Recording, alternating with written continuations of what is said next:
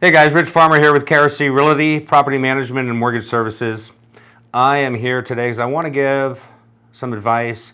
I've talked to a lot of people who have interest in or have tried to sell their own homes. It's called a FSBO, which means for sale by owner. This is by no means a pitch to try and get your business if you want to go for sale by owner. More power to you. What I want to do is I want to share some of the pitfalls that some people have gotten into and some of the struggles that people have had that I've discussed with. I've been doing this since 1997. One of the biggest things that people have a problem with is they find that they price their house too high. They're either looking at Zillow, they're looking at county records, they're trying to base it on square footage, but for some reason they have a really hard time of trying to price their house. They just say, well, my neighbor has his house listed for $780, so mine's worth $780 or mine's worth $790. Or mine's worth more because I have a bigger lot than he has. There's a little bit more to it than that. So if you have somebody that you know that's a real estate agent, they could probably run some comps for you, give you a little bit better price. And if you have a good friend in the business, he probably wouldn't mind doing that for you. I've done that for friends too. One of the things I've done is I've said, listen, I'll go ahead and if you just want to try and handle the showings and the list, put it on the market and do all that other good stuff, I'll just handle the paperwork and I'll just do it for a flat fee. Another pitfall that I found is when homeowners are showing their houses for sale by owner, they're pretty much letting anyone in the door. And one of the things that we learn is before we even take an offer, we want a copy of the offer with a pre-approved letter. That's pretty much standard in our industry. Not a pre-qualified letter, but a pre-approved letter. So you want to make sure that whoever you're showing the house to, if they have any interest in it and they want to write up an offer, be sure that they have either a letter from a lender or from a direct lender or a broker. Make sure that they're pre-approved and they're not wasting your time. Otherwise, you could find that you take the property off the market for 3-5 weeks, and then if the guy calls you back and say, hey, apparently I spoke to my lender. I thought I was qualified for $700, but I'm only qualified for $625, so I'm going to move on. So save yourself some time, save yourself the headache on that. A couple other things, we found that the methods on how people market their home. For sale by owners, about 30% of them use a yard sign only. 21% use friends. They tell other friends. About 21% of the people, and all these stats come from National Association of Realtors. 21% use open houses. Only 7% use a for sale by owner website. There are for sale by owner websites out there, and we find that only 7% of the people use those. Amazingly, 41% of the people that were polled through National Association of Realtors that were for sale by owner, 41% stated they did no activity for marketing whatsoever.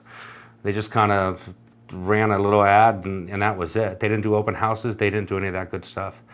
A percentage of the people, when it came to what they thought was the most difficult task, 18% of the people that were polled said that just trying to determine the right price for their house. Because they don't have access to the multiple listing service. They can't see when an agent goes into your property. A lot of times they want to meet you with the property. They want to comp it out.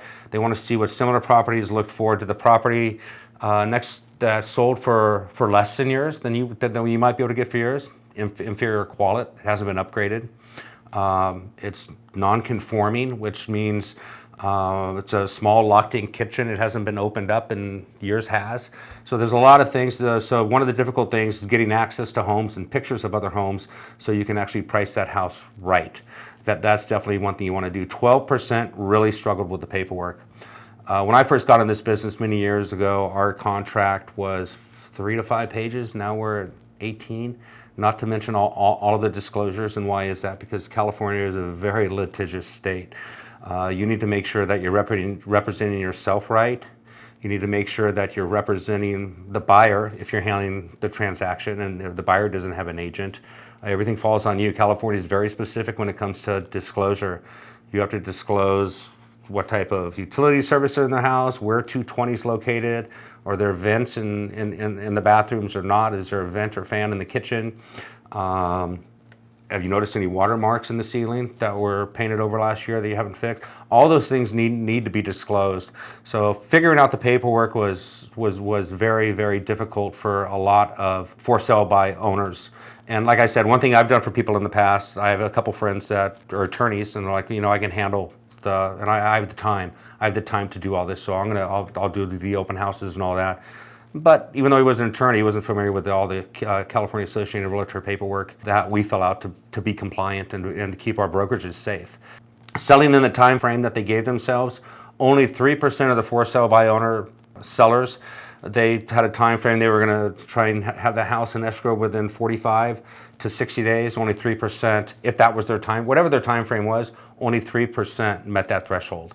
Probably most of that was due to pricing and marketing. So make sure you actually have time to deal with it. Everyone wants to list their own house and do the for sale by owner. If you do go for sale by owner, probably 80% of your phone calls are going to be other agents that are going to be calling you to try and get your listing going, hey, let me sell it for you, because your phone's going to blow up. And then at that point, you don't even want to take phone calls anymore. So then you have people that are calling you who might want to make a legitimate offer or see the property, and you're not even picking up. And if you're not picking up, 9 times out of 10, they're probably not going to leave a message. So you're going to lose a person that way as well. So anyways, I hope these tips helped when it came to for sale by owner. If you need more information, reach out to me. I'd love to share, give you more details or more insights, see what I can do to help you out.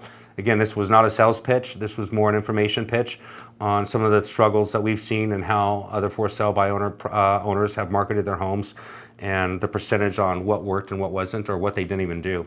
So for more information also about this video or any other videos that we put out, go over to KRCRealty.com. You can find more information there.